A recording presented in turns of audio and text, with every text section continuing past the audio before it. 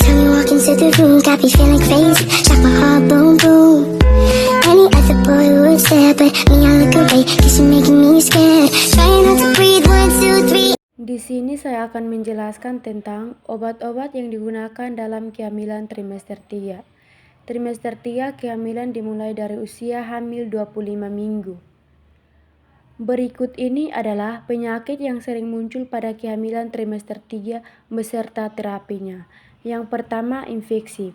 Infeksi merupakan proses invasi dan multiplikasi berbagai mikroorganisme ke dalam tubuh seperti bakteri, virus, jamur, dan parasit. Bakteri, virus, jamur, dan parasit memiliki berbagai cara untuk masuk ke dalam tubuh. Cara penularnya dibagi menjadi kontak langsung dan kontak tidak langsung. Kontak langsung terdiri atas penyebaran orang ke orang, misalnya dari bersin, kontak seksual, atau semacamnya. Kontak tidak langsung terdiri atas gigitan serangga yang hanya menjadi pembawa dan mikroorganisme atau faktor seperti nyamuk, lalat, kutu, tungau, dan kontaminasi air atau makanan. 1. Golongan antibiotik yang aman untuk ibu hamil sebelum mengkonsumsi antibiotik pada masa kehamilan, yaitu golongan penisilin kategori B. 2. Kategori antibiotika. A. Antibiotik kategori A. Antibiotik ini adalah jenis yang paling aman karena tidak membahayakan janin pada trimester pertama atau pada saat mau melahirkan. Contohnya mikostatin. B. Antibiotik kategori B adalah antibiotik yang mayoritas dianggap aman selama kehamilan karena tidak ada bukti cacat lahir atau komplikasi yang berhubungan dengan kehamilan. Berikut adalah contoh antibiotika. Golongan penisilin, amoxicillin, dan ampicillin. Dosis tiap 6 jam 250 sampai 500 mg. Efek samping, iritasi saluran cerna, reaksi hipersensitivitas. PO dapat diberikan sebelum makan atau bersama makan untuk mengurangi rasa tidak nyaman pada GL.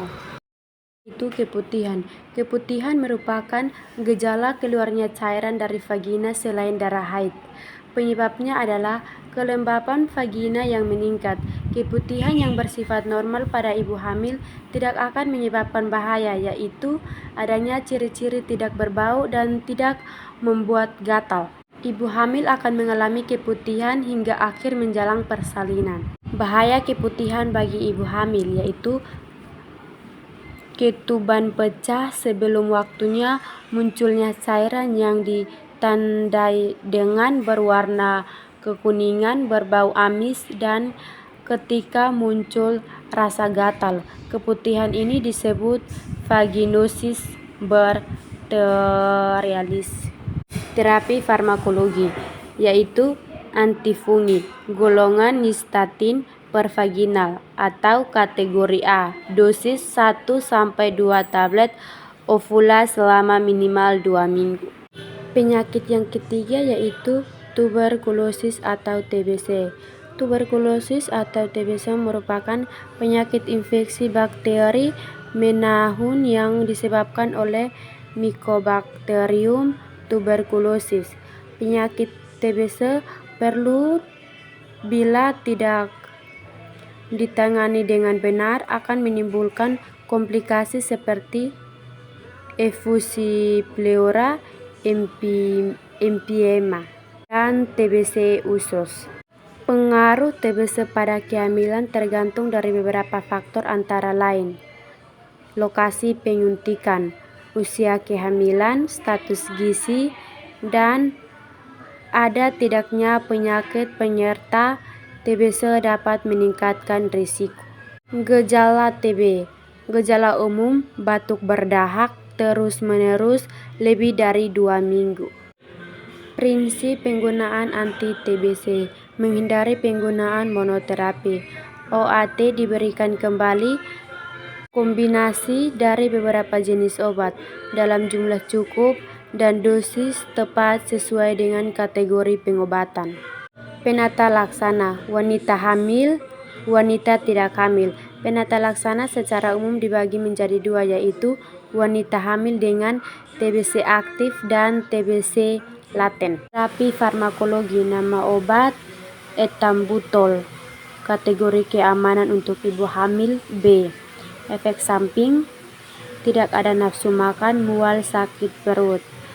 Penyebab rifampicin. Penanganan obat diminum malam sebelum tidur. Yang keempat yaitu sulit tidur atau gelisah.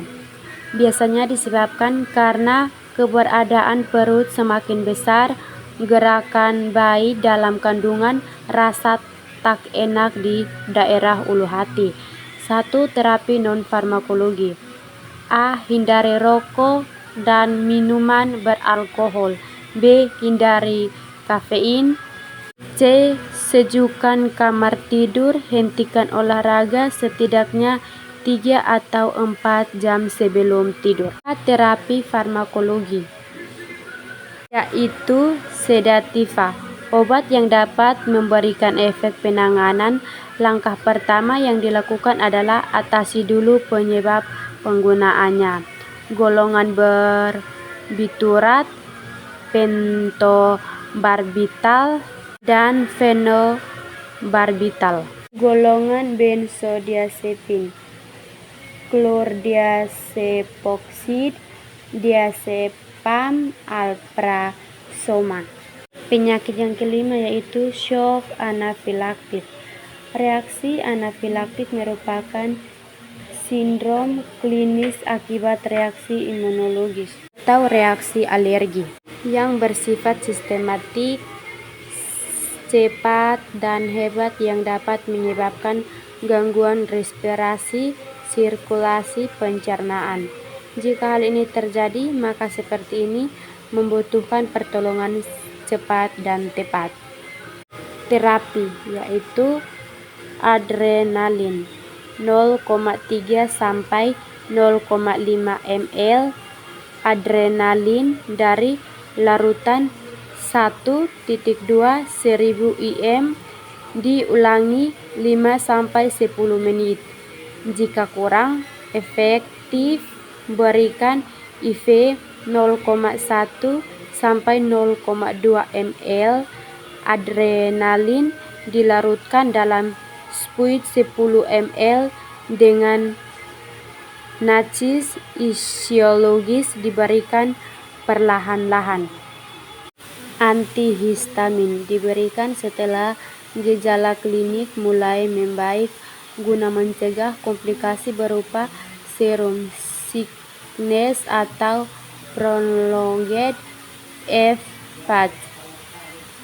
Contoh obat difenhidramin HCI 5 sampai 20 mg IV. Penyakit yang keenam yaitu diare. Bertambahnya defekasi lebih dari biasanya atau lebih dari 3 kali sehari sertai dengan perubahan konsisten tinja dengan atau tanpa darah. 1. Penyebab perubahan kadar hormon mempengaruhi sistem pencernaan, tekanan pada lambung dan usus akibat ukuran rahim yang semakin membesar, kekurangan vitamin B dan asam folat. 2. Terapi non-farmakologi. Hentikan sementara konsumsi susu dan berbagai produk olahannya. Hentikan mengkonsumsi kol, roti, pasta, apel, pear, jagung manis, gandum, kentang, serta makanan olahan. Perbanyak minuman air putih matang yang ditambahkan sedikit madu. 3. Terapi farmakologi. Golongan loperamida kategori B. Dosis diare akut non-spesifika. Dosis awal 2 tab diikuti 1 tab setiap BAB mak 8 tab. PO dapat diberikan bersama makanan atau sesudah makan. ESO, mulut kering, mual muntah, nyeri abdomen, dan konstipasi. Yaitu edema, terutama di akhir kehamilan. Bengkak sering timbul di kaki, tumit, dan wajah. Penyebabnya adalah penekanan pembesaran uterus pada pembuluh vena mengakibatkan darah balik dari bagian bawah tubuh terhambat, sehingga menyebabkan kaki dan tungkai bawah menjadi edema. Jika pembengkakan terjadi dengan cepat serta berlebihan, hal ini mungkin merupakan tanda preeklamsia. Penata laksana: 1. Banyak minum. 2. Mengkompres dingin. 3. Memakai sepatu longgar. 4. Meninggikan kaki pada saat duduk atau istirahat. Penyakit yang terakhir yaitu asma, penyakit inflamasi kronis yang ditandai dengan peningkatan respon bronkus terhadap berbagai macam stimulan dan bersifat episodik dengan obstruksi yang reversibel. Gejala: batuk produktif, sering pada malam hari. Nafas atau dada seperti tertekan. Asma tak terkontrol dapat menyebabkan stres yang berlebihan bagi ibu. Komplikasi asma tak terkontrol bagi ibu hamil. 1. Preeklamsia, ditandai dengan peningkatan tekanan darah